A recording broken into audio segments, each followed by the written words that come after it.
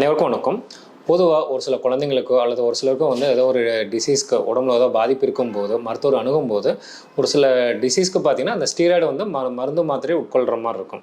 அப்படி இருக்கும்போது நிறைய பேர் ஐயோ ஸ்டீராய்டு அப்படின்னு சொல்லி அது ஸ்டீராய்டு எடுக்கிறதுனால ஏதாவது பாதிப்பு வருமா, ஃப்யூச்சரில் ஏதாவது அதனால் உடம்புக்கு பாதிப்பு வருமா அப்படின்னு சொல்லி நிறைய பேருக்கு சந்தேகம் வரலாம். நம்ம சேனல் சப்ஸ்கிரைபரும் நிறைய பேர் கேட்டிருந்தாங்க, இந்த மாதிரி நான் டாக்டர்கிட்ட பார்த்துருக்கேன், அவர் ஸ்டீராய்டு கொடுத்துருக்காங்க, இது ரொம்ப நாள் எடுக்கிற மாதிரி இருக்குது, இந்த ரொம்ப நாள் எடுக்கும்போது ஏதாவது பாதிப்பு வருமா அப்படின்னு சொல்லி நிறைய பேர் சந்தேகம் கேட்டிருந்தாங்க. இந்த காணொலியில் ஸ்டீராய்டு எடுக்கிறதுனால என்ன பெனிஃபிட் இருக்கும், அதே மாதிரி என்ன ரிஸ்க் ஃபேக்டர் இருக்குது, அதை பற்றிலாம் இந்த காணொலியில் தெரிஞ்சுக்கலாம். இப்போ பொதுவாக பார்த்தீங்கன்னா கிட்னி மருத்துவத்தில் குளோமுலார் நெஃப்ரைட்டிஸ் அப்படின்னு சொல்கிற வியாதிகளுக்கு முதல் லைன் ஆஃப் ட்ரீட்மெண்ட்டே ஸ்டீராய்டு தான். இது போக நிறைய இண்டிகேஷன் இருக்குது ஸ்டீராய்டு கொடுக்கறதுக்கு. யார் ஆஸ்துமா இருக்கவங்களுக்கு கொடுப்பாங்க, ப்ரெக்னன்சி டைமில் சில பேருக்கு கொடுக்க வேண்டியது வரும். ஸ்டீராய்டில் நன்மையும் இருக்குது தீமையும் இருக்குது. நன்மைகள் அப்படின்னு பார்த்தீங்கன்னா அது மிக வேகமாக வேலை செய்யும், ரொம்ப சீக்கிரமாக வீக்கத்தை குறைக்கும். இன்ஃப்ளமேஷன் அப்படின்னு சொல்கிறத ரொம்ப சீக்கிரம் குறைச்சிரும். அதனாலேயே பாதி பெனிஃபிட்ஸ் இருக்குது. இதுக்கு கெட்டதும் இருக்குங்க. நான் உதாரணத்துக்கு ஸ்டீராய்டு ரொம்ப நாள் அன்மானிட்டராக எடுக்கிறவங்களுக்கு, அதாவது குறிப்பிட்ட நாளை விட மீறி எடுக்கிறவங்களுக்கு சைடு எஃபெக்ட்ஸ் வர ஆரம்பிக்கும். குறிப்பிட்ட நாள்களுக்கு கரெக்டான டோசேஜ் கொடுக்குறவங்களுக்கு எந்த ப்ராப்ளம் வரதில்லை. ஆனால் குறிப்பிட்ட நாளை விட்டு அதை மீறி டாக்டரை பார்க்காம தன்னைத்தானே மெடிசன் பண்ணுறவங்களுக்கு கண்டிப்பாக ஸ்டீராய்டு சைடு எஃபெக்ட் வரும்.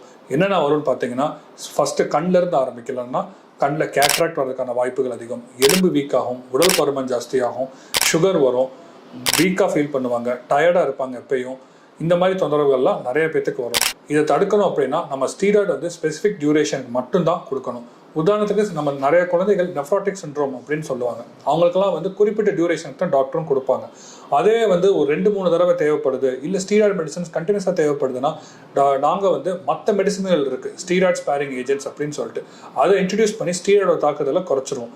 அதனால் நீங்கள் ரெகுலர் ஃபாலோஅப்பில் இருந்தீங்கன்னா யூஸ்வலாக ஸ்டீராய்டு சைடு எஃபெக்ட் எதுவும் வராது. பட் நம்ம தன்னைத்தானே டாக்டர் இதான கொடுக்க போகிறார் நம்ம எல்லா தடவையும் போகிறப்போ அப்படின்னு சொல்லி எடுத்தோம்னா சைடு எஃபெக்ட் நிறையா வரதுக்கான சான்சஸ் இருக்குது. அதை பார்த்து எல்லோரும் பத்திரமா எடுத்துக்கணும்னு கேட்டுக்கிறேன்.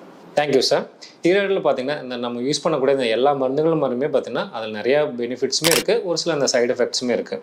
அதனால் நம்ம உடம்புல ஏதோ ஒரு டிசீஸ் இருக்கும்போது இந்த ஸ்டீராய்டு எடுக்க வேண்டிய நிலைமை இருந்துச்சுன்னா கண்டிப்பாக ஸ்டீராய்டை எடுத்து தான் ஆகணும். அப்படி இருக்கும்போது அந்த டாக்டருக்கு தெரியும் இந்த மாதிரி எவ்வளோ ஸ்டீராய்டு கொடுக்கணும், எவ்வளோ நாளைக்கு கொடுக்கணும், எவ்வளோ டோஸ் கொடுக்கணும் அப்படின்னு சொல்லி டாக்டருக்கு தெரியும்.